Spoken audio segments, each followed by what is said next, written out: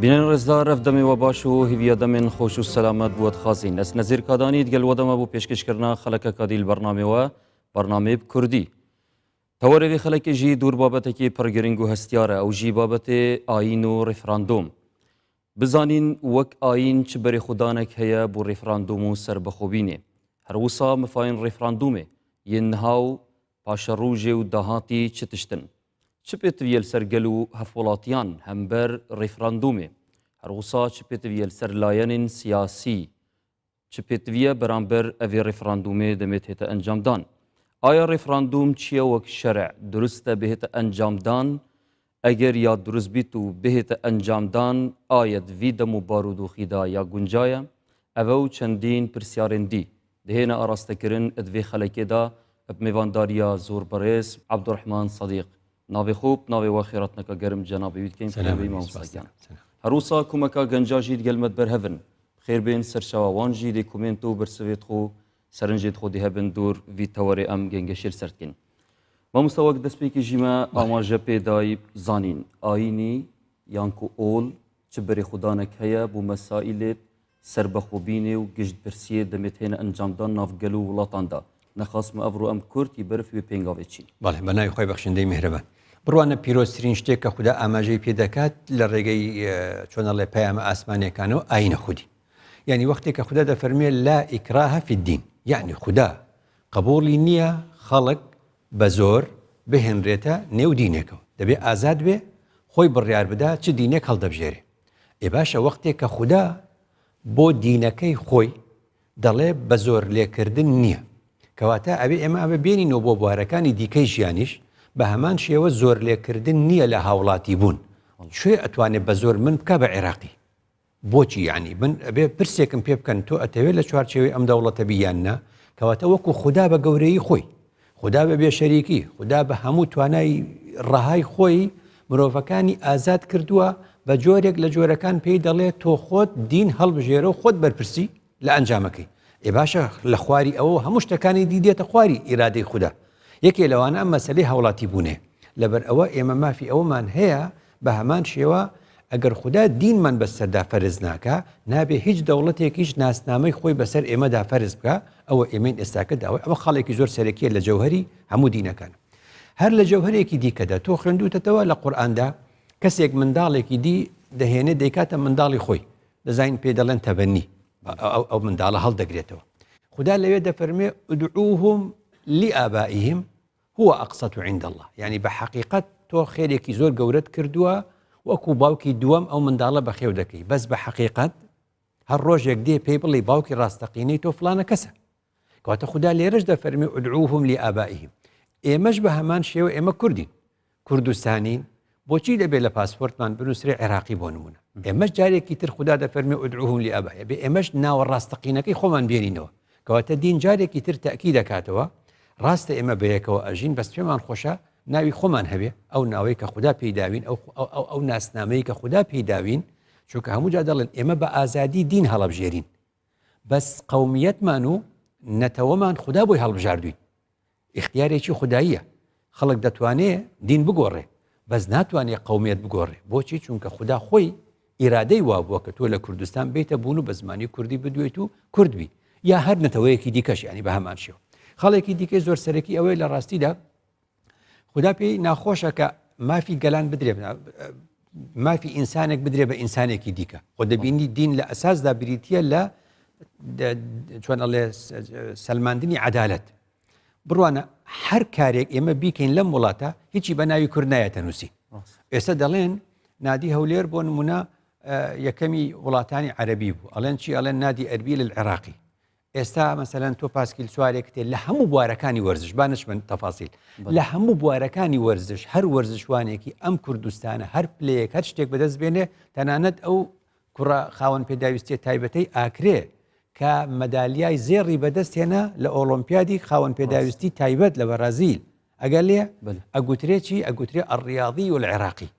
ئەدەی ئەوە کوردە و ئاکرێ و کوردستانیە کەواتە بەناوی خۆی نایەتە نووسین بەناویش مۆفی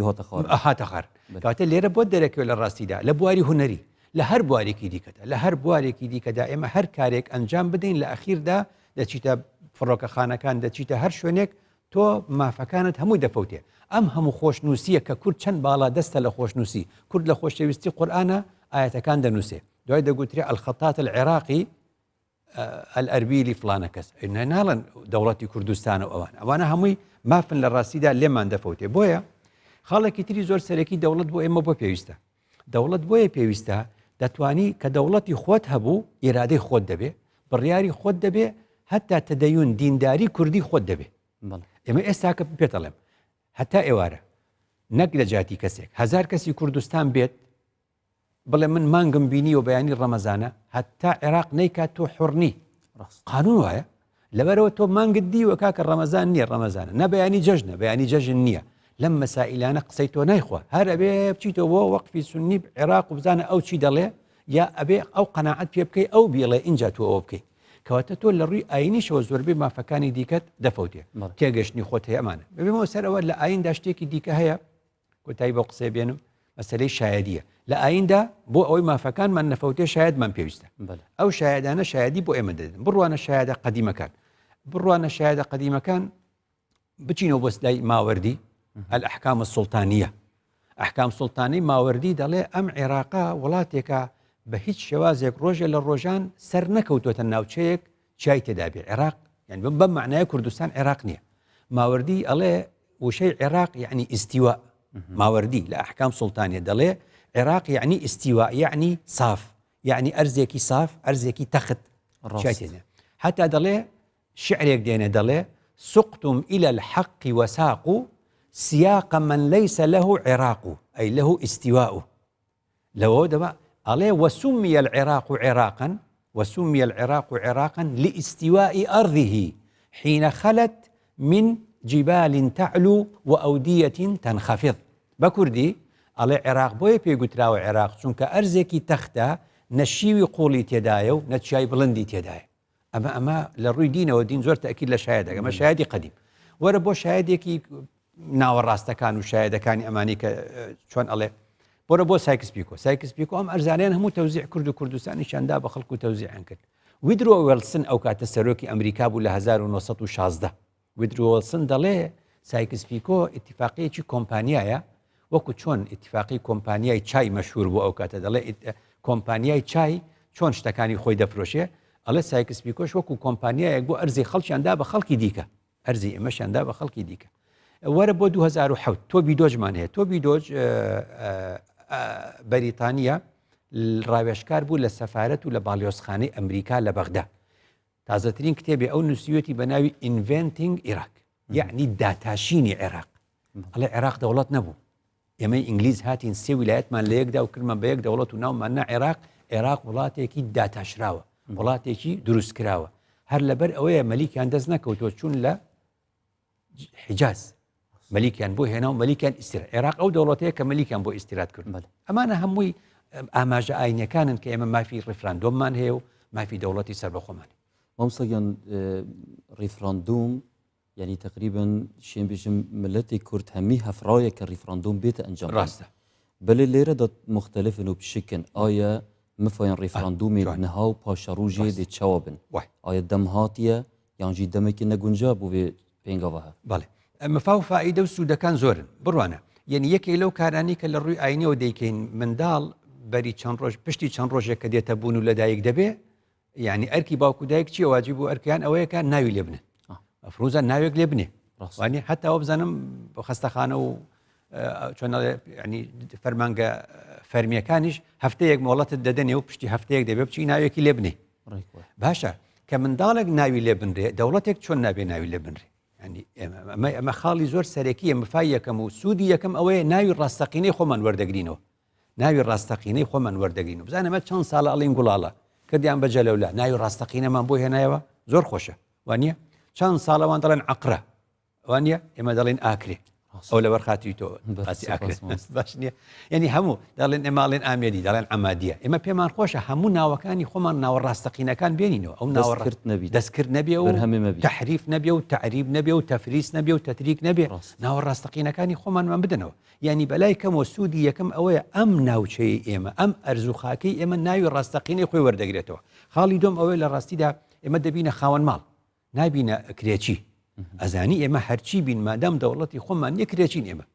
هەر ماوە ناماوەیەک دەڵێن کورد لە کوردستانی عێراقا مافەکانی زۆر وەرگرتووە کو کورد لە ڕۆژهەڵات و ڕۆژ ئاوا و باکوور کوا وایە ئێکاکە خۆ منەتت نەکردو بەسەرمە ئێمە خوێنمانداوە ئێمە چەند ساڵە شۆڕش دەکەین بۆیە ئەو مافانەمان وەرگرتووە خۆ بەخێر نەداوە یعنی بەردەوام تۆ حسابی کرێچیت لەگەڵ دەکە ئەگە حسابی کرێچیت لەگەڵ نەکا بودجەت دەبڕێ ئەوە تا بۆیە حسابی کرێکی بۆ کردووی ئەوە نەکەی ئەوە دەبڕە موچە دەبڕێ ئەوە دەبڕێ ئێمە دەبینە خاوەن ماڵ دەبینە خاوەن ماڵی خۆمان خاڵێکی زۆر سەرەکی لە سوودەکان ئەوەیە بەڕاستی دۆست و دوژمنی ڕاستەقینی خۆمان دەزانی یعنی ئەم باسی ڕێفراندۆمە هیچی بۆ نەکردبێتین ئەوەی بۆمان کرد کە برایەتی ئیسلامی درۆی چۆن درۆی یعنی باشە وڵاتێکی وەکو ئێران هەمیشە لە کاتی کۆڕە و لە کاتی شتیترا لە خزمەتمان و لە خزمەتی وڵاتان ئەفغان و چی تریش بووە ئەڵێ ئێمە برایەکی و برای مسلمانی ئەوە ڕاستە بڵێن سوپاس دەکەین کاری باشت کردووە ئێستا کە ئێمە ئەڵێن ڕێفراندۆمەکەین بۆ سەربەخۆیی ئێران پێی ناخۆش يعني باشا أي پیغمبر نيفرمو لا يؤمن أحدكم حتى يحب لأخيه ما يحب لنفسه أري إيران تو بيت خوش دولة هيا أرى والله أي دي باشا بو بيت خوشني إمش دولة ما نبي كواتا سلمان دي أمبرايتي إسلامي تركيا بو بيت ناخوش عراق بو بيت ناخوش وانيا وڵاتانی دیکە کە چەند ساڵە ئەڵێن ئێوە لەبەری پێشەوەی شەڕەکەن و دژ بە داعش و بەرەی یەکەمی جەنگ دژ بە داعش بریتە لە هەرێمی کوردستان و پێشمەرگە ئەمریکا بەریتانیا فلان يعني ئەم بۆچی یان لەبەرچی بۆچی ئێوە بە سکۆتلەندا ئەو مافە دەدەن ڕیفراندۆم بکە بۆچی بە کیوبیکی دەدەن بۆچی بە چۆن دەڵێ کەتەلۆنیایی دەدەن بۆچی بۆ ئێمە نەبێ یانی ئێمە لەبەرچی کەواتە بەڕاستی ئەم ڕیفراندۆمە لە ناوخۆ و لە دەرەوە دۆست و دوژمنت بۆ دیاریەکە نەیار و یارت بۆ دیاری ئەکا ئەوەش کەم نییە لە ڕاستیدا بە چەندین تاقیکردنەوە دەستمان نەدەکەوت ئێستاکە لە ڕاستیدا ئەومان دەسەکەوێت خاڵی زۆر سەرەکی ئەوەیەکە لەم بوارەدا ئەگەر ڕیفراندۆممان کردو دەنجی بەڵێ زۆرمان هێنا ئەچینە قۆناغێکی دیکە من 6 ساڵ بوومە جۆم لە کەلیمەیەک بووە نەمەزانی کە گەورە بووم بۆیان شەرح کردم لە زمانی عەبدولسەلام عارف شتێکی داهێنا گوتی کورد مافێکی هەیە پێی دەڵێن لامەرکەزی یعنی ئەوەی ئێستا بە پارێزگاکانمان داوە بۆ هەموو کوردستان ئەو مافە هەبوو ناوێن نا لامەرکەزی ئەوە هەنگاوی زۆر سەرەکی چوویتە دوای شۆڕشی ئەیلول و چوویتە 74 ئۆتۆنۆمی حکمی ذاتی هاتینە 92 فیدرالیمان هێنا خۆ بەم ئیستیفتاءە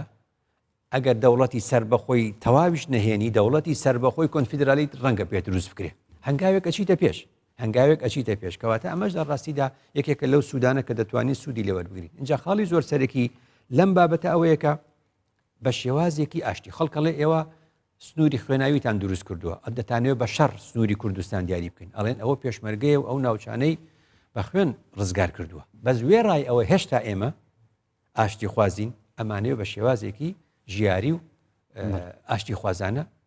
وەکو خەڵکی کوردستان ئەم مافەی خۆمان پیادە بکەین و بزانین خەڵکی خۆمان چی دەوێت کەواتە مامۆستاگیان في بیاوەیەکەم بەحسی ڕێفراندۆمێت بکەین مشارکە هەمی گەلێمە دی هەف پشک بیتن وێ چەندێت ڕاستە چه ئەرک و واجبێک کەویتە سەر شانێوان کە هەم بەروێ ڕێفراندۆمێ ئەنجام بدەن بڕوانە ئێمە کوردین کوردستانی خاڵی زۆر سەرەکی ئەوەیە بزانین چ ئەوەی لە عێراق و چ ئەوەی لە دەوڵاتانی دەوروبەرە ناتوانین ئێمە شتێ بکەین بڵێن من لەگەڵ ڕێفراندۆمم بڵێن وڵا وڵاتانی دەوروبەر ڕقی لێمانە بێتەوە ئەمە شتێکی خراپە و دوژمنمان بۆ پەیدا دەبێ ئەمە ڕاست نییە بڵێن من دژی ڕێفراندۆمم خۆشەویست نابم لە لای تورکیا و لە لای ئێران و لە لای عێراقەت ئەگەر دژی ڕێفراندۆمیش بم قسەیەکی قەدیم هەیە دەڵێ کورد لە نەزەری ئەوی دیکەدا کورد لە گۆشەنیگا و نەزەری ئەوانی تردا بریتە لە وجود نەک ئینتیما بە کوردی یعنی چی یعنی دەوروبەرەکەی ئێمە تەماشای تۆ دەکا وەکو هاوڵاتیەکی کورد هێنریکی سەنجەر لەو دوورەوە بەو تەمەنە زۆرەی ئێستا هەیەی ئەڵێن لە ناخی هەموو کوردێکە ئارەزوویەکەیە بۆ سەربەخۆی ئەمە ناشاردرێتەوە علی حەسەن مەجید علی کیمیاوی گۆڕ بە گۆڕ دەیگوت یەک کوردی باش هەیە کوردی مردوو کورد کەی مرد کوردی باشە حتا زیندوو بێ خراپ مەبەستی لەو قسە چیە مەبەستی لەو قسە ئەوەیە کورد باشی تێدا نییە هەموو دوژمنی منە دەڵێ یعنی تا ئەو کاتەی مادام زیندووە هەر داوای مافی خۆی دەکا هەر دەڵێ من دەوڵەتی خۆم دەبێ هەر دەڵێ من عێراقی نیم هەر دەڵێ من کوردستانیم ئەو نن ئینسانێکی نەباشە ئینسانێکی خراپە وەختێک مرد کورد باشە ئەوە لە کاسێتی علی حەسەن مەجید مەبەستم چی بوو مەبەستم ئەوە بوو ئێمە وەکو گەلی کوردستان با تێبگەین لەوەی کە ئێمە لە گۆشەنیگا و لە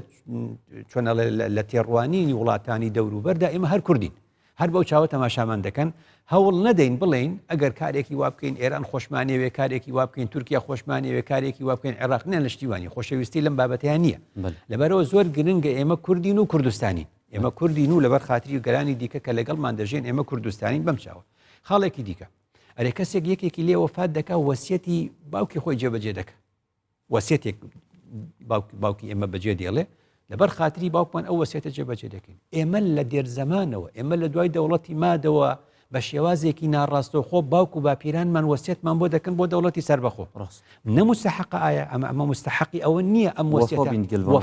بەڵێ نابێ ئێمە وەفادار بین بۆ ئەو وەسیەتانەی کەوا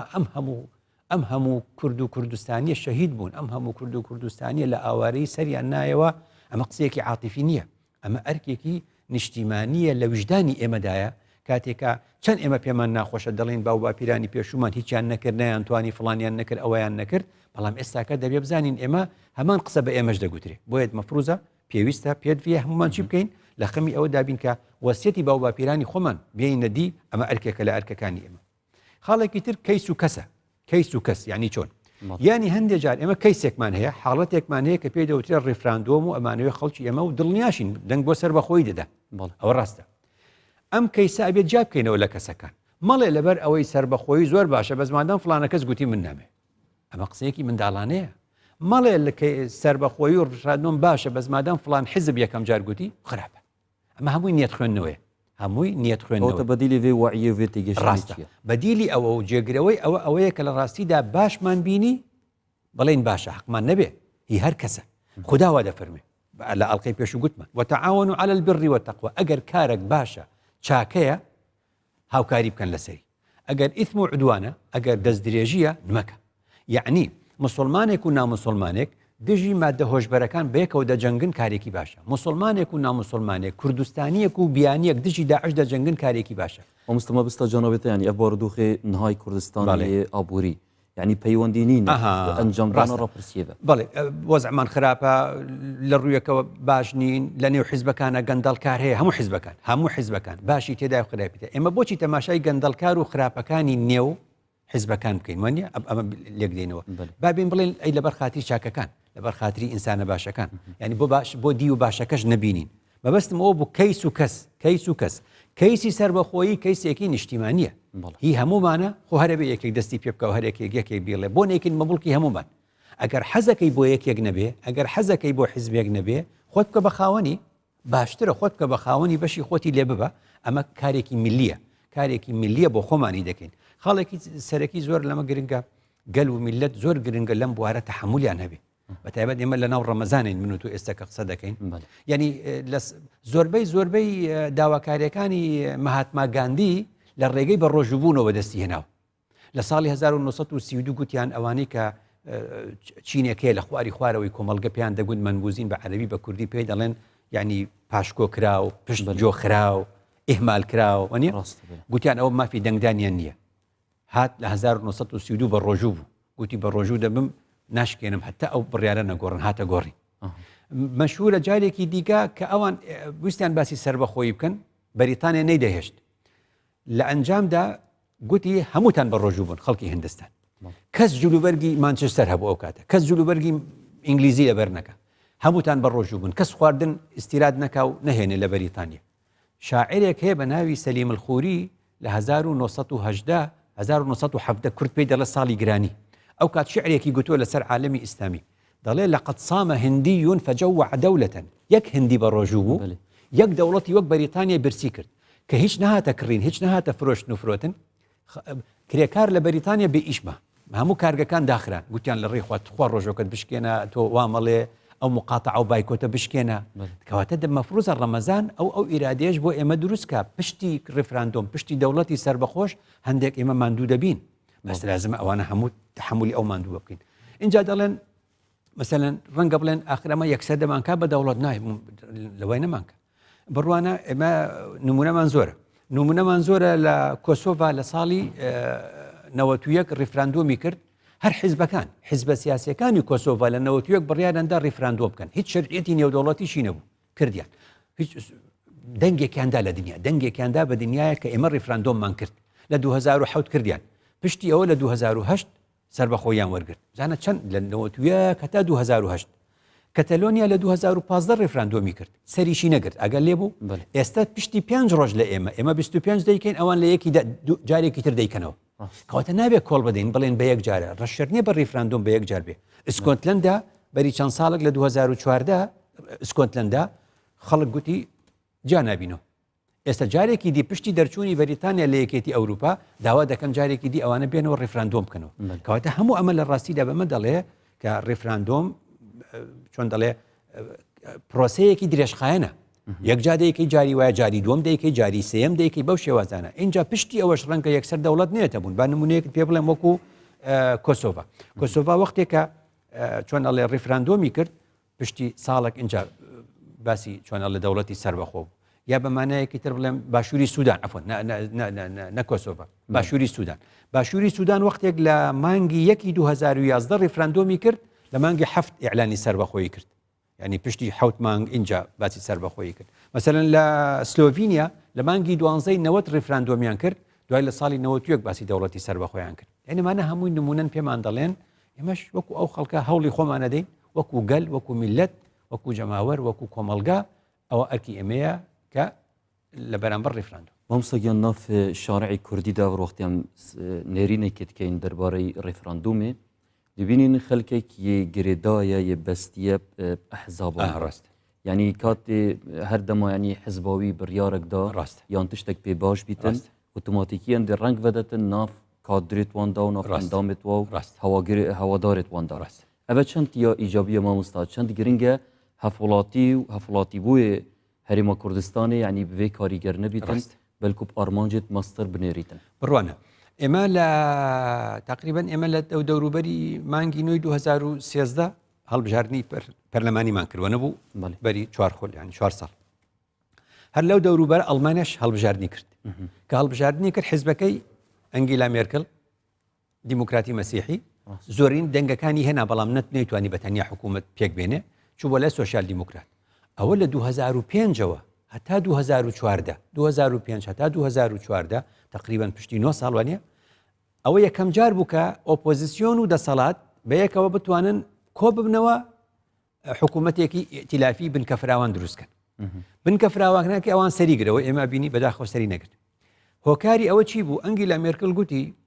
ئەرکی گەورە شانی گەورەی دەوێ ئەرکی گەورە شانی گەورەی دەوێ ڕێفراندۆم ئەرکێکی گەورەیە کە ئەرکێکی گەورەیە هەموو حیزبەکانی کوردستانی دەوێت هەموو حیزبەکانی کوردستانی دەوێت ئەم حیزبانی کوردستان زۆر گرنگە لە خەمی ئەوەدا بن ئەم ڕێفراندۆمە سەر بگرێ بە زۆرترین دەنگ بۆچی لەبەر ئەوەی کە لە کۆمەڵگەی ئێمەدا دوجار لە ڕووی هەڵبژاردنەوە ئەزانی نازانرێ تۆ چی بۆ هەڵبژاردن بڵێ بەڵێ ڕەنگە یەکێک لەسەر تەلەڤیزیۆن بڵێ من ئەڵێم بەڵێ بۆ ڕێفراندۆم بەڵێ بۆ سەربەخۆیی وانە بەس پشتی ئەوە نەچێ ئێمە نازانین چۆیان نەچووە ئەزانی حیزبێک لەوانەیە بڵێ من لەگەڵ ڕێفراندۆم نیم لەبەر یاسایی و ئەو بوارە بەس ئەندامەکانی دەچن بۆ ڕێفراندۆم دەچن دەنگیش دەدەن بە بەڵێ ڕەنگە حیزبێک بڵێ بەڵێ بەڵام ئەندامەکانی نەچن کەواتە ئەمە هەموو شاراوەی ئێمە نازانین بۆیە من یەک قسە دەڵێم مێژوو شتێکی گوتووە مێژوو دەڵێ دوجار وەکو تاک و وەکو حزب ئێمە نازانین بڕیار بین کام حزب گوتوێتی بەڵێ و کام حزب گوتوێتی نا چونکە لەسەر بنەمای حیزبی بوون دەنگەکان نایەتە ژماردن لەسەر بنەمای پارێزگایە داوا دەکەم لە پارێزگاکانی هەرێمی کوردستان هەولێر دهۆک سلێمانی هەڵەبجە کەرکووک چی بکەن یعنی هەموو پارێزگایەک هەوڵدا زۆرترین بەشداری هەبێ و زۆرترین دەنگی بەڵێ هەبێ بۆ سەربەخۆی بۆچی لەبەرچی دوای لە مێژوودا کەس ئەوە ناخوێنێتەوە لە مێژوودا ئەوە ناخوێنرێتەوە کە لەبەرچیت نەچووی لە مێژوودا دەگوترێت پارێزگای فڵان لە 160 گوتی بەڵێ بۆ سەربەخۆی پارێزگای فڵان لە 195 گوتی بەڵێ بۆ سەربەخۆی ڕەنگەوە ببیتە پێوەرێک مستەقبلی بەڕاستی وایە لەسەر ئاستی پارێزگایە لەسەر ئاستی پارێزگا دەنگەکان دێتە ژماردن و ئیعلانکردن بۆیە ئێمە وەختی ئێستا تەماشای شێخ عوبەیدوڵڵای نەهری دەکەین تەماشای شێخ سەعیدی پیران دەکەین تەماشای شێخ مەحموودی حەفید دەکەین تەماشای مەلا مستەفای بارزانی دەکەین هەموو بەڕەحمەت بن هەموو هەڵەیان کردووە بەس ئەوەی نەیاری ئەوان بوون لە ڕووی مێژوو هەمیشە ئەوانە بێزراون لە ناو کۆمەلگا ئەوانە بە ناوێکی خراپ ناو هەموو ئەم سەرکردانە بە ناوی باش دێنە باسکردن بۆچی چونکە لە خەمی ئەوە بوونەکە سەربەخۆی بۆ کوردستان بەدی بێنن لەگەڵ ئەوەی هەڵەیان کردووە مێژوو هەروە دەنووسێ سەلاحەدینی ئەیوبی چی نەکردووە بەس چونکە بۆ کورد نەبووە بە ناوی کورد نەبووە ئێستاش ئێمە ناتوانین هیچ بکەین یعنی هەر چەند دەڵێن سەلاحەدین پیاوێکی باشە و چاکە چونکە مێژووا دەڵێ چی کورد دەڵێ چی بۆ من کردووە کورد دەڵێ چی بۆ کورد کردووە لە ئەنجامیشدا زۆر گرنگە هاوڵاتی نێو هەموو پارێزگاکانی کوردستان بزانن دوجار دەنگەکان دێتە ژماردن و ڕاگەیاندن لە چوارچێوەی هەر پارێزگایەکدا اینجا پشتی 100 ساڵ چێ دەزانێت لە بەربار و دۆخ و یاسا و پەرلەمان لە کار خراپ و نازانم فلان بۆ نەچوونا دەڵێن پارێزگای فلان ئەوەندە دەنگیدا زۆر ناخۆشە با ئەم منافسەیە دروست بێ لە حیزبەکان ئەمە دروستکەن بۆ ئەوەی دوجار هەموو پارێزگایەک چونکە بە ناوی ئەوە تۆمارەکرێ نە بە ناوی حزب دێتە بوون خاڵی دی زۆر سەرەکی لەم مەجالە ئەوەی لە ڕاستیدا وەکو ئەنگیلا مێرکل توانی ئەوە بکات ینی چۆن ئەڵێ ئۆپۆزیسیۆن و دەسەڵات لە یەک شوێندا کۆ بکاتەوە ئێمەش زۆر گرنگە لە مەسەلە نیشتیمانیەکان شتێکمان نییە بە ناوی دەسەڵات و ئۆپۆزیسیۆن دەسەڵات و ئۆپۆزیسیۆن بەس لە حکوومەتە لەم حکوومەتە بەشداری تۆ حکوومەت تۆ دەسەڵاتی حکوومەتی بەشدار نیت ئۆپۆزیسیۆنی بەشدار نیت ئۆپۆزیسیۆنی بەڵام لە مەسەلەی نیشتیمانی ئەوە نامێنێ وێنەیەکی جوان هەیە دەڵێن دەسەڵات دەست هەڵات دەستە هیچ دەکات ئەوە حکوومەتی و حکوومەت بەدەستی دەست هەڵاتەوەی ئەی ئیشی ئۆپۆزیسیۆن چی ئۆپۆزیسیۆن چاوە چاودێری دەکا بزانێ حکوومەت گەندەڵی دەکات چۆن دەبینێوانە بەس مادام نیشتیمان یەک جستەیە ئەم چاوە لەگەڵ ئەم دەستە لە جستەی منە لە شەی منە و لە جستەی منە نیشتیمانش یەک نیشتیمانە ئۆپۆزیسیۆنیشی تێدایە و دەسەڵاتیشی تێدایە تەماشاکە ئەڵێ وەختی دڕکێک دەچێت بە دەستی تۆدا ئەوە خۆچوو بە دەستی دەسەڵاتە بەڵام چاوی من ئەو دەکە فرمێسک دێ هیلاک دەبێ ماندوو دەبێ هەستی پێ دەکە بزانە چۆنە ئەوە مانای وایە پەیوەندیان ئەبێ بەیەکەوە هەبێ وەختێک تشتێک دەچێتە نێو چاوی من یەکسەر چ دەکە دەستی من دەچێت دەری دەکە کەواتە عیلاقەی چاوی من و دەستی من چۆنە لە یەک جەسەدا عیلاقەی ئۆپۆزیسیۆن و دەسەڵاتیش لە یەک نیشتیماندا دەبێ ئەو هەبێ ئەمە زۆر یارمەتیمان دەدا بۆ ئەوەی کە ئەم مەسەلێ بزانین جا یەک خاڵم ماوە لە مەسەلەیەک ڕەنگە بڵێ ئەوە یاساییە و یاسایی نییە با سوود وەرگرین لە ئیسرائیل بچیتە سایتی پەرلەمانی ئیسرائیل بچۆ سایتی پەرلەمانی ئیسرائیل بڕوانە دەڵێ ئیسرائیل بۆچی تان و کەوتا ئێستا بۆچی ئیسرائیل دەستوری نییە دەڵێ وەختی لە 1948 لە 15 ئێمە بووین بە دەوڵەت گوتمان لە مانگیدا پشتی 5 مانگ ئێمە دەستور دادەنی بەس وەختی ویستمان دەستوردا بنین گوتمان خراپە بۆچی مشکلەمان بۆ دروست بوو ئارێشە دروست بوو دەیە تا ئێستاش ئێمە دەستورمان نەنووسیوەتەوە دەوڵەتیشین لەبەر سێ سەبەب یەکەم دەڵێ لەبەر ئەوەی ئیسرائیل هێشتا هەموو خاکی خۆی دەست نەکەوتوتەوە ئێمە ناتوانین دەستورێک بنووسینەوە بۆ ئەم خاکە چونکە خاکمان لە دەرێ هەیە ئێمەش ناوچە کوردستانەکانمان لە دەرێ هێشتا دووەم دەڵێ ئێمە کە دەڵێن دەستور بنووسینەوە حاردیممان هەیە حاردیم جەماعەتێکمان هەیە گروپێکمان هەیە لە ناو ئیسرائیلدا وەکو تونڕەوی ئاینەکەی خۆمان دەڵێ هەر تەورات هەیە دەستور نابێ بنووسرێتەوە تەورات هەیە و تاو ئەمە دەستورمان ناوێ ئەوانی دیکەش دیموکراتین دەڵێن ئێمە دەبێت دەستورێکمان هەبێ با سوود لە تەوراتی ژوەرگیرێ ئەم شەڕە لە نێوانمانە هەیە لە بینی ئایندار و کەم ئاین لە بینی ئایندار و علمانی ئەم شەڕە بۆی نێتە دروستکردن لە نێوماندا یاڵە با دەستور نەبێ قیناکە جارێ سێم دەڵێ حکوومەتەکەمان دەبێت دەستی کراوە بێ بۆ ئەوەی کۆمەڵە بڕیارێکی باش بدا لەبەر نیشتیمان نابێت دەستی حکوومەت و پەرلەمانەکەمان جارێ بە دەستور ببەستینەوە با مافەکانمان دابینکەین پشتی ئەوە دەستور دەنووسینەوە ئێمە دەبۆ سوود لەمانە وەرنەگرین کەواتە مەسەلەی ڕێفراندۆم مەسەلەیەکە زۆر گرنگە ئەو ئامانجەی لە پێناویدا ڕیفراندۆم بکەین لەم قۆناغەشە بۆمان بەدەست نهێنێ قۆناغێکی ترمان بۆ بەدەستێنێ وتم 66 و 64 و ئەوانە باسی لامەرکەزی بوو هاتینە ئۆتۆنۆمی هاتینە فیدرالی ئەگەر نەچینە دەوڵەت ئەچینە کۆنفیدرالی خۆ دەوڵەت دروست دەکەین کاکە دەڵێن ئەمریکا تۆ ناڵێ یەک پارچەی خاکی عێراق بە ئێمە کۆماری کوردستانین ئەویش کۆماری عێراق هەردووکمان بەیەکەوە کۆمارێکی کۆنفیدرالی مەبەستە جەنابێتە ئستیفتایان کو ڕیفراندۆم نیهاتە ڕێکی نییە بەڵکو پێنگاوەکە دیۆ پێشترە بوو پێنگاوێت ماستەر مامۆستاگیان gelek جارە çemkê ریفراندۆمê tête şêwandin medvê bizanîn çemkê şêwandinê yani ریفراندۆmê çi ramaneka rastaqîne bû heye û dîsan rûyê şerعî ve wek şerع çunke me seqafeteka şerعî ran behsî vê meselê dikîn yani çawa behs ket û çawa serederê digel vê meselê diketin aya ev barodûxê nihayê Kurdistan tê radborîtin çend yê guncaya bû encamdana vê ریفراندۆmê wek têrwanîneka dînî û ayînî بڕوانە ئێمە جاری وا هەیە بە کۆمەڵ دەچین بۆ لای یەک کەس داوای چی لێ دەکەین داوای فتوای لێ دەکەین ئەوە پێ دەگوترێ فتووە ئەوە ئاینیە فتووە موفتیەکەیە یەک مفتی لەوێ دانیشتووە ئەم مفتیە هەمومان بە کۆ ئەڵێن ئێمە پرسیارێکمان لە تۆ هەیە تۆ وەڵامی مەبدە ئەمجا چۆنە ئیسیفتا جیاوازە لە فتووە ئیسیفتا بە مانایەکی دیوا دێکە ئیسیفتای سیاسی بەو مانایە دێ کە پەرلەمان یا سەرۆکایەتیەک بە خەڵکەکەی خۆی دەڵێ ئێوە چ دەڵێن لە لای کەمەوە دەچین بۆ لای زۆر دەڵێن ئێمەی کەم ئێمە چەند حیزبێکین ئێمە یەک کەسێکین بە تاقی تەنیا حەزمان لەسەر بەخۆیە بەس ئێوە چ دەڵێن کەواتە فتوا لە کۆوە دەچین بۆ لای یەک ئیسیفتا لە یەکەوە دەچین بۆ لای کۆ ئەم ڕاپرسیە بە کۆ زۆر گرنگە چونکە ئومەت قەت لەسەر شتێکی خراپ کۆ نابێتەوە لە نەتیجە ئەمە بۆمان دەردەکەوێت کە پرسکردن بە کۆ پرسکردن بە ئومەتی ئێمە کە بریتە لەگەلی کوردستان لەم چوارچێوەیەدا کارێکی باش مامۆستاگیان پرسیارێکی ڕاستەی جەنابێتەکەین و دوماهیە ناوبڕی پشتی ناوبڕێ زەبڕینەوە دیبەرسەوێ وەرگرین مامۆستا وەک دیار سیستەمی حکومڕانیەتێت ئیسلامێدا نەهاتیە دیارکردن شێوەیەکی تەفسیل و دیسان شێوازی ڕێوەبرنا حکومڕانیەتیژی نەهاتیە دەستنیشانکردن ئایا چەند یا گرنگە مسلمان وەک ئومەت ببنە دەولەت یعنی ئەvە ژێکڤەبوو نییە ئەvە لێک دوورکەفتنایەک نییە یانجی وەکو جەنابێت دەستپێکیژی ئاماژە پێدای ئەvە مافێکی ڕەوایە هەر گەلێکی و هەر ملەتێکی هەست بیرن ڕێزدار پشتی ناوبڕێ بەرسەواوێن پرسیاری وەرگرین و بمینند گەلمە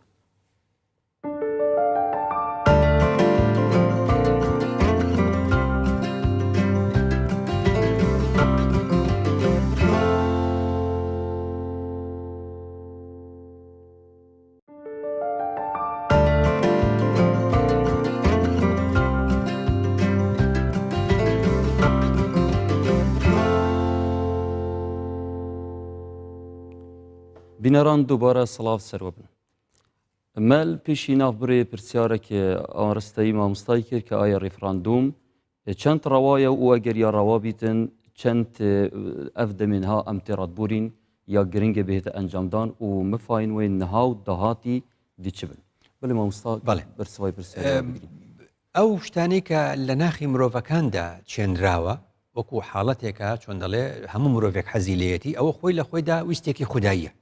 وەکو چی وەکو مەسلەی سەربەخۆی ینی هەموو مرۆڤەکان کە دێنە بوون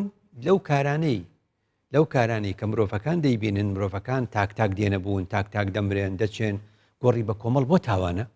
بۆچی کوشتنی بە کۆمەڵ تاوانە لەبەر ئەوە تاوانە کەوا مرۆڤەکان پێویستە بە مردنی ئاسایی خۆیان بمرن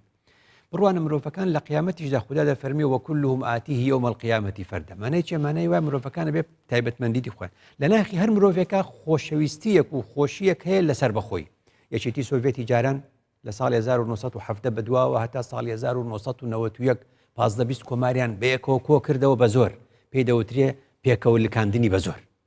هەر ئازادیان بینی لە سەردەمی گۆرباچۆف و برۆسترۆیکا و لە سەردەمی کرانەوەدا یەکسەر هەموو دابەش بوونەوە بۆ ئەو هەموو کۆماری کە ئێستاکە هەیە یۆغسلافیای جاران لە سەردەمی تیتۆدا دوای جەنگی جیهانی دووەم هەموو ئەمانە 6 کۆمار بەیەکەوە تێکەڵ کران بە زۆر بە ئاگر و ئاسن بەیەکەوە لکێنران جارێکی تر لە ئەنجامی شەڕێکی خوێناوی بەڵقان بینیت هەر ئەمانە دابەش بوونەوە بە چەند بوونەوە بە 6 کۆمار و 6 دەوڵەتی جیاواز چیکۆسلۆڤاکیا بە ئاشتی خوازانە گوتیان کاکە چیکە و سلۆڤاک باجیابینەوە لە یەکتر و بەخۆشی و بە ئاشتی چەند ساڵە وڵاتێکە بۆ ناوی مسر و سوودان بۆ بەیەکەوە مسر چوو سوودان هات سوودانیش گوتی جنوبی سوودان پێدویە جیابێتەوە جیابوو ئێستا دەڵێن دارفۆر دەبێت جیابێتەوە کەواتە ساڵ لە دوای ساڵ ئەمە حەزێکی مرۆڤەکانە نیمچە دوورگەی کریمیا کە بە عەرەب پێ دەڵێ قەرم ڕێفراندۆمێکی کرد نە UN بڕوای پێکردووە نە ئەمریکا ئیعترافی پێکردووە نە ئەوروپا ئیعترافی پێکردووە بەس رووسیا لەگەڵ خۆی ڕێفراندۆمیشی کرد و بۆ خۆی جابەوە چۆ سەر رووسیا وازی لە ئۆکرانیا هێنا دنیاشی چی لێ نەهاتوو ئەبێ کۆسۆڤا ئێستا ئیعترافی پێ نەکراوە و زۆربەی دەوڵەتەکان ینی دنیا 193 دەوڵەتە نزیکەی 100 دەوڵەتێک ئیعترافی پێکراوەی دیکە نەیکردووە مانای وایە لە ناخی مرۆڤەکاندا حەزێک هەیە بەرەو سەربەخۆیی کاتێک کە دەڵێ ئێمە دەوڵەتێکیشمان هەبێ بە ناوی کوردستان ئەو کاتە لە نێو ئەو دەوڵەتی کوردستانەشە حەزێک هەیە کە بڵێ ئەمە پارێزگای دوهۆکە ئێستا حەزێک نییە مەگەر ئەڵێن زاخۆ حەزەکە پارێزگا بێ سۆران حەزەکە پارێزگا بێ ئیدارەی گەرمیان حەزەکە پارێزگا بێ ڕانی حەزەک ئەوش حەزێکی ئاساییە کەواتە وەردوور ئینسانەکان یەکەکان ئاوادێ دەوڵەتیشمان دەبێت و پارێزگاشمان دەبێت و اینجا قەزاشمان دەبێ و ناحێشمان دەبێ و گوندیشمان دەبێ مانای وایە لە ناخی مرۆڤەکانە وەردوور بەڵام زۆر گرنگە ئێمەش وەکو حەزی ئەو دەوڵەتانەی دیکە کە 193 دەوڵەت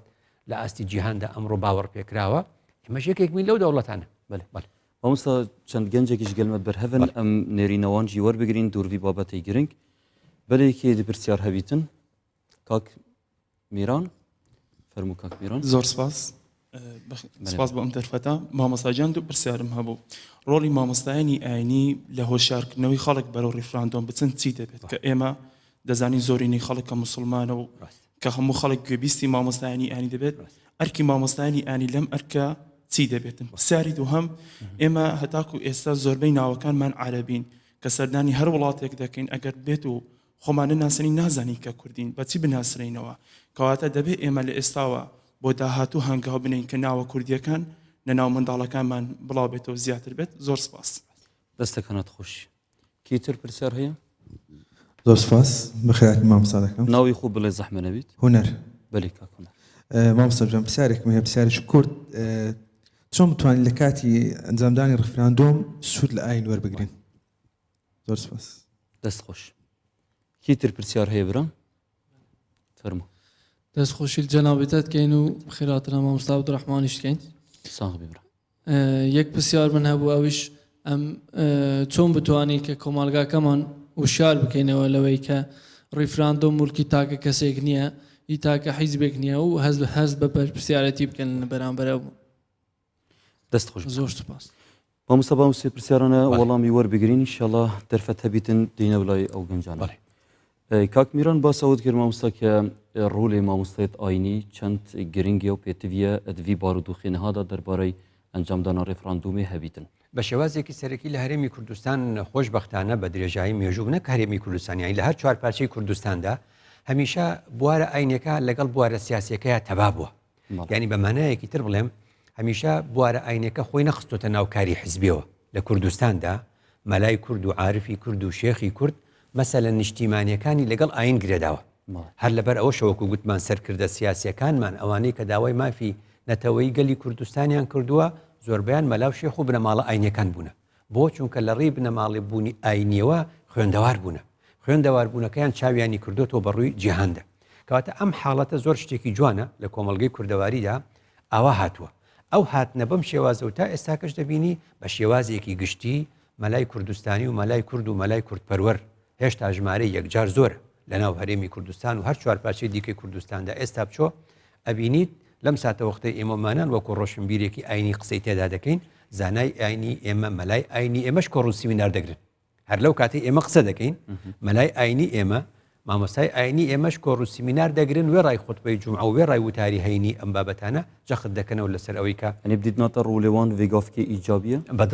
بەدڵنیایی زۆربەی کات مامۆستای ئاینی زۆربەی کات مامۆستای ئاینی لەگەڵ کێشە نەتەوایەتی و نیشتیمانیەکانی گەلی خۆیەتی لێرە و لەوێ ڕەنگە ئێمە هەندێک جار هەندێک کەسمان هەیە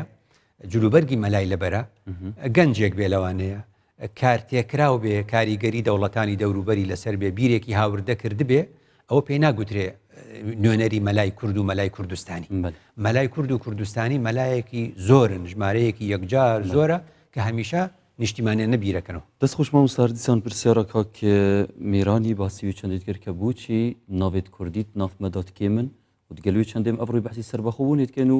کوردیژی دەفمە یا لەوازە ڕاستە یەکێک لەو خاڵانی کە ناسنامەی ئێمە دەپارێزێت زۆرە ئێمە ناسنامەی نەتەوایەتیمان هەیە و ناسنامەی ئاینی خۆشمان هەیە وەختی کوردین ئەو ناسنامەی نەتەوایەتیمان وەختە دەڵێن مسلمانین یان ئێزدین یان مەسیحین یا جوجو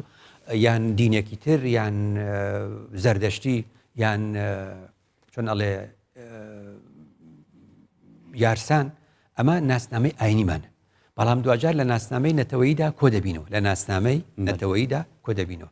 ئەمە خاڵێکی زۆر سەرەکی اینجا ئێمە خاوەنی ئاڵای خۆمانین ئێمە خاوەنی خاچی خۆمانین ئەمانە هەمووی لە ڕووی ئاینەوە قسەی لەسەر کراوە و من لە بەرنامەکانی خۆشمانە لە هەر یەکی لەو بابەتانە بابەتمان بۆ تەرخان کردو یەکی لەو بابەتانی کە لە ئێستا من و تۆ قسەی تیاکەین لە ئەڵلقەی هەفتا و حوتایمە لە ئەڵلقەی چوارە باسی ناوی کوردیمان کرد گوتمان ناوی کوردی زۆر گرنگە بۆ ئەم قۆناغە لە هەمان کاتیشدا ئەگەر ناوی کوردیش نەبوو بە کوردی قسەکردن و بە کوردی نووسین ئەبێتە مایە ئەوەی دیکۆمنتەکانمان بە زمانی خۆمان بێ جارێکی تر ناسنامەیەکی ترمانەداتی ئەگەر ناوەکانمان چونکە زۆربەی سەرکردەکان و زۆربەی مەسەلەن ئەو بنەماڵانەی کە ئاین پەروەریش بوون خۆ ناوەکانیان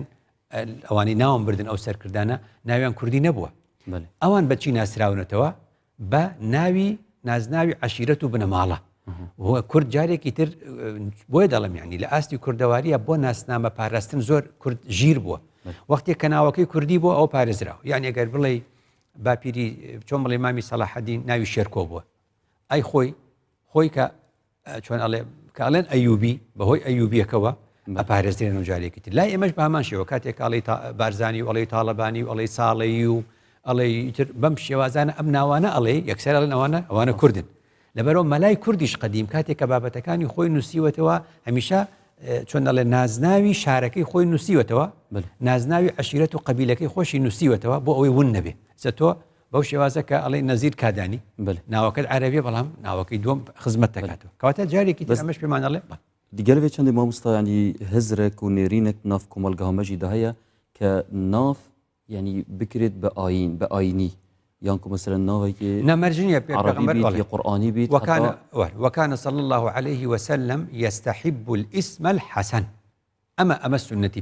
پیغمبر حەزی دەکرد ناو چی بێ ناوێکی جوان بێ ناوی جوان يعني ناوی صعب بووە کردوێتی بە سەهل صعب يعني چی يعني چۆن ئەڵێ بەمانە عەرەبیەکەی زەحمەت لە معنایەکی ترە يعني وەکوڵێ سەخت بەڵام کردی بە سەهل يعني تەخت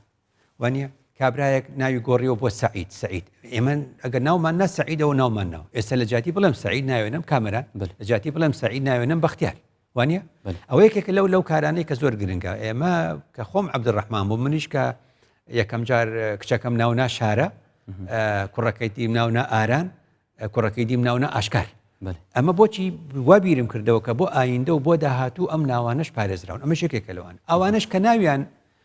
تورکیە یا فارسیە یا عەرەبیە ئەتوانن ناوی عەشیرەت و قەبیلە و شوێن بەکاربێنن ئەوترە فلان کەرکووکی فلان سلێمان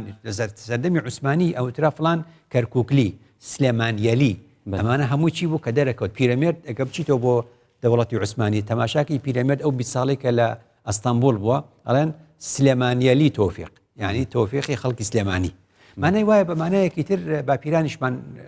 باشیان کردووە لە ڕێگەی نازناوەوە کوردبوونی خۆیان کوردستانی بوونی خۆیان دەرخستووە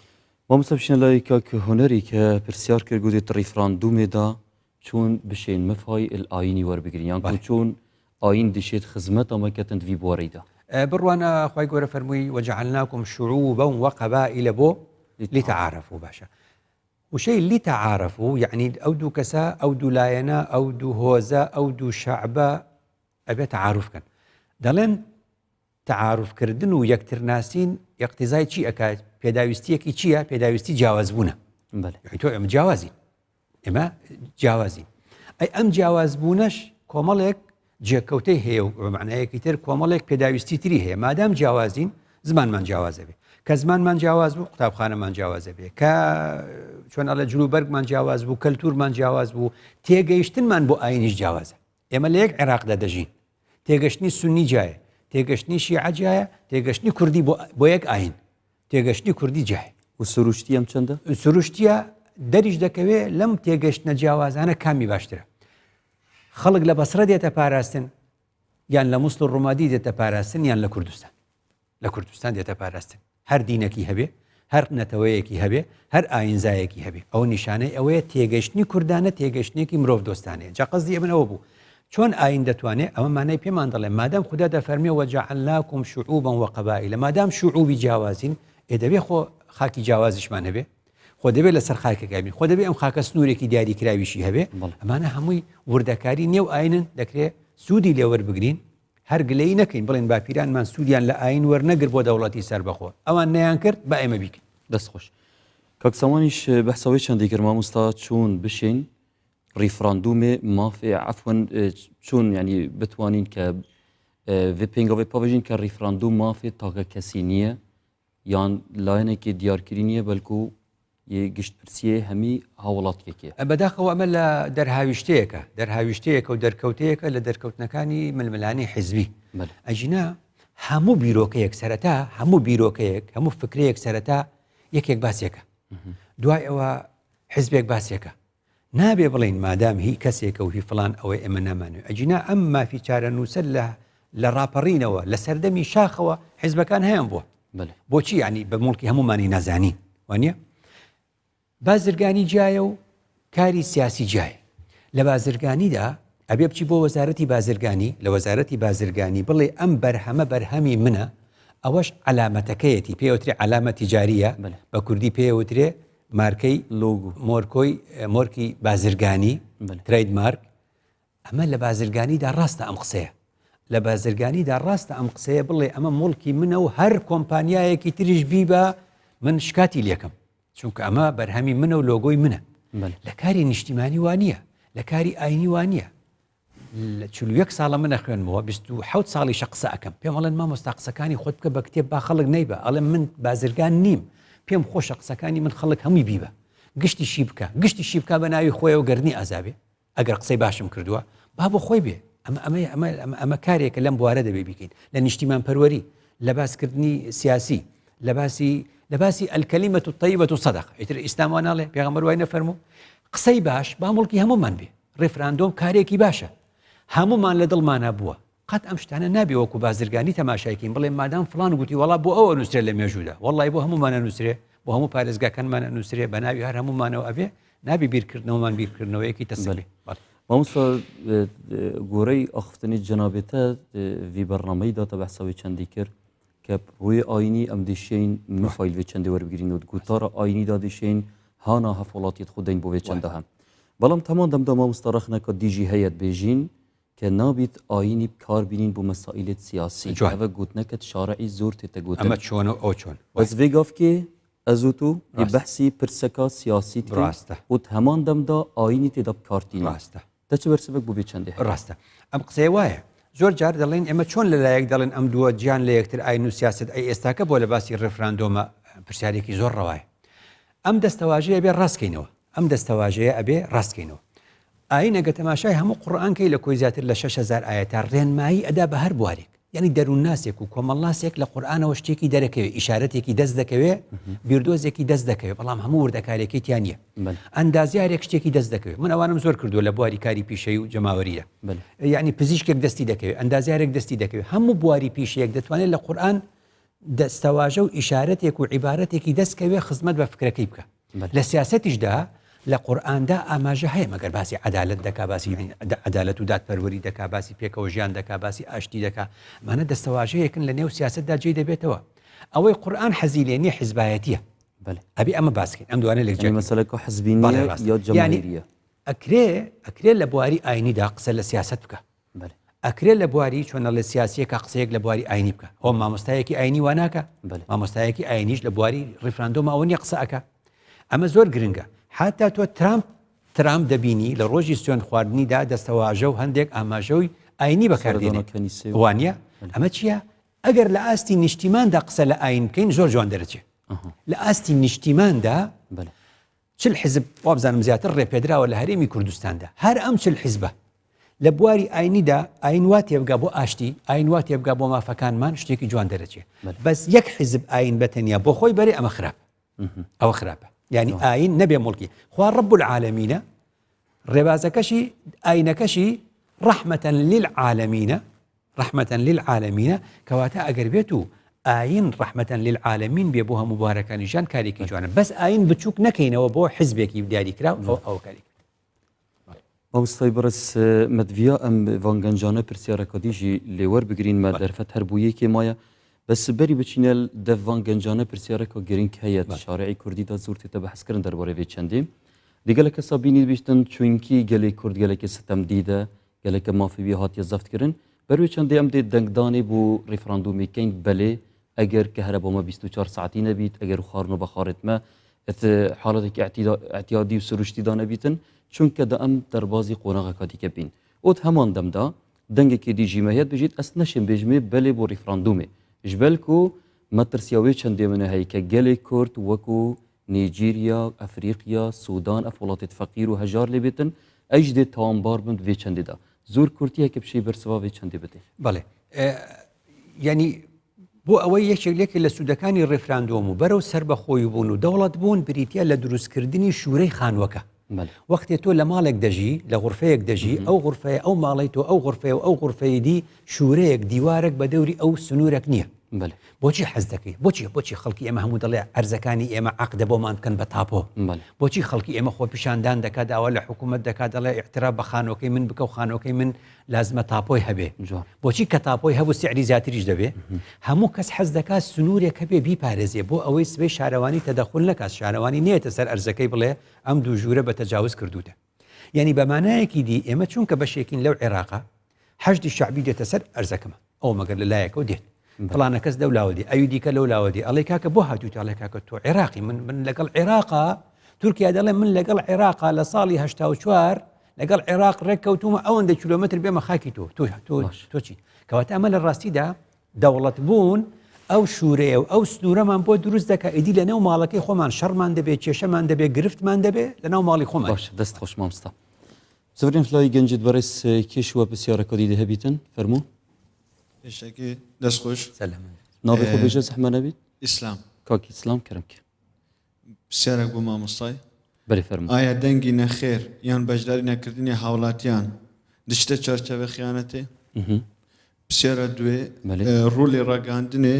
چەند پێویستە بۆ ڕێفراندوم یانە ڕوڵێ ڕاگەیاندنێ تمام مامۆستاگەر ڕاستەوخۆ بەرسەوە کاک ئیسلامی وا بگرین ڕاستەوخۆ دەڵێم ئێمە خودای گەورە فەرمووی وەلا تەنابەزوو بالئەلقاب ناو ناتۆری خراپ و نازناوی خراپ لە یەکتر منێن ئێمە بەدیوە باشەکەی بڵێن هەموو کەسەیە کە بەشدارێ بێت لە پرۆسی ڕیفراندۆمەوە بە بەڵێ دەنگەدا بۆ ڕیفراندۆم و بە سربەخۆیی و بۆ گەڕانەوەی ئەو ناوچانەی دەرەوەی کوردستان بۆ سەر هەرێمی کوردستان کارێکی نیشتیمان پەروەری و چاچی کردووە ئەوی دیکە کەواناڵێ حەقمان نێ بەسەرەوە ئێمە ناتوانین هەڵا ئەکەین ناو لە خەڵک بنین یعنی ئەم دەستەواژانە لابێن چۆن لە ئایناڵێن کاکە بە خەڵک مەڵێن کافر تۆ نازانی لە هەمان شێوە مەڵێ ئەم مسلمانە و ئەو کافرە مەڵێ ئەم نیشتیمان پەروەرە و ئەم خائینە ئەمە کاری ئێمە نییە ئەم کارە وەکو مرۆڤ ئەم کارە بە یەکتر نەڵێن ئەم شەڕانە بە یەکتر نەڵێن بە دیوە باشەکەیدا بڵێن بەڕاستی ئێمەی کورد و کوردستانی ئەوە نەساڵە دەچەوسێنرێینەوە ئێستا هەلێک لە بەردەستماندایە با بە جیهانی نیشان بین بە زۆرترین دەنگی بڵێ ئەوشت پێ بڵێم ڕاستی یەکێکە لە بە 151 هەموو ڕێفراندۆمە دەیباتەوە بەس لە ڕاستیدا لەوەی کۆسۆڤا گوتیان لە 190 هێناوە ئەوەی 91 کەدان پێنراویش نەبوو گوتیان دەجاری تریش بیکەنەوە هەر 190 و زیاترە هێنێ مادام وایە با ئەمە ڕێگەیان پێ بدەین لەبەرەوە ئێمە با وەکو چۆن لە 2005 بە 195 ژمارەیەکی وا دەڵێن ئەوەی کە کردمان چۆنەڵێ نافەرمی بوو ئەم جارش بە هەمان ڕێژەی 95 بینەوە دەجاری تر حەت چەند ڕێفراندۆم بۆ سەربەخۆیی بکەن هەر با لە سەروی 90ەوە بین ئەو کات نەتەوە یەکگرتوەکان تێدەگەن وەکو حاڵەتەکەی کۆسۆڤا دەڵێ چ دەکەن لە کاتێکدا سربی نێو کۆسۆڤا هەیە سربی نێو کۆسۆڤا ئەوان لە 199 دژ بە سربەخۆیی کۆسۆڤا بوون سربەکانی نێو کۆسۆڤا 199 دژ بوون بەڵام زۆرینەی نێو کۆسۆڤا بە 190 بەرەو ژوور لەگەڵی بوون گوتیان ئەمە هەروە دەبێت ئەوان کەمینە ئەمان زۆرینە ئەوان کەمینە ئەوان زۆرینە دەنگ بە زۆرینەکە ئەدرێ و ئیتر بەم شێوازە وڵاتان دانیان نابە سربەخۆیی کۆسۆڤ مامۆستا چەند گەلوێ چەندێدای دەما سیاسەتمەدار گەلێک جەر بەحساوێ چەندێتکەن بژنێ پێنگاوە ڕیفراندومێ نەمەرجە ئەکسەر بوو دەوڵەت بوو نەبیتن یعنی چەند ئەختنێکە ئاساییان بە بێتەکردن کە بە مەرحەلەک بیتن نمونەی دەوڵەتەکان وایە نمونەی زۆرێک لە دەوڵەتەکانمان دیوە هەتا نەتەوە یەکگرتوەکان خۆشی وەکو نەتەوە یەکگرتوەکان ڕەنگە لە جەنگی دووەمی جیهانیەوە تا ئێستا سەرپەرشتی زۆر ڕیفراندۆمی نەکردبێ هەر چەند ڕیفراندۆمێکی سەرپەرشتی کردبێ دوانیان بوونەتە سەربەخۆیی دوانیشان بۆ تێکەڵبوون بووە مانای وایە لە ڕاستیدا وەکو ئەو نمونانی باسمان کرد باشووری سوودان و کۆسۆڤا و ئەم نمونانە ئەکرێ بڵێ هەنگاو لە دوای هەنگاو ڕیفراندۆمەکان ئەچێتە پێش نمونەی کوردستانم هێنایەوە لە لامەرکەزیەوە هاتوین بۆ ئۆتۆنۆمی هاتوین بۆ فیدرالی ڕەنگە بچین بۆ کۆنفیدرالی ڕەنگە بچین بۆ سەربەخۆییەوە مامۆستا شەیدای ئەخستێنێتەینە هەتا ئەم لێ تێر نەبین بەڵام دەمێمە بەرە دوماهیە چیتن الدوماهیە ئەم زۆر سپاسیاوەین ڕێزدار بکەین کە گەلمە تەماشەوان بوون دیسان سپاسیەکە گەرم بووان گەنجێت گەلمە بەرهەف بووین خێربێن سەرچاوە دووبارە سپاسیەکە تایبەتتر بوو مامۆستای ڕێزدار بیرمەند مامۆستا عەبدوڕەحمان سەدیق خێربەی سەرچاوە مامۆستا و هینگژی بمینم بخێر و خۆشی تا دیدارەکە دی بگەینە فێک وەسەلام